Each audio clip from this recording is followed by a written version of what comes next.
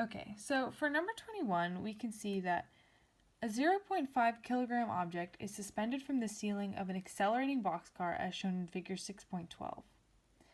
Taking acceleration as 3 meters per second, find A, the angle that the string makes with the vertical, and B, the tension in the string.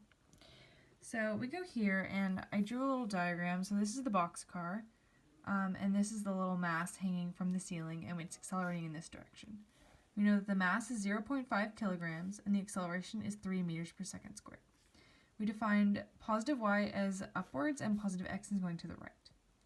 So I drew a free body diagram for our little mass. So we know the forces acting upon it, there's only two. There's mg going downwards, and T1, which is the tension of the rope that's pulling it upwards.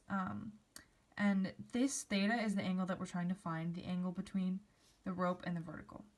So I split T1 into some components, T1 cosine theta and T1 sine theta, with cosine theta being the vertical component and sine theta being the horizontal component.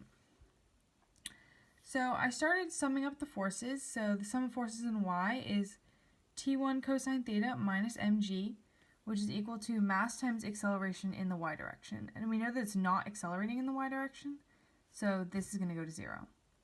And then if you move this over to this side, we get T1 cosine theta is equal to mg. If you sum up the forces in the x direction, the only force in the x direction is T1 sine theta, so that's equal to the mass times the acceleration in the x direction. So as you can see here, we have two unknowns, which is T1 and theta, and we have two equations.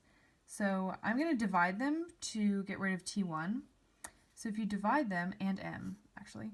So if you divide them, T1 sine theta divided by T1 cosine theta, you get tangent theta is equal to the acceleration over g. I know this is above this, but we were dividing x over y, so it's this divided by this.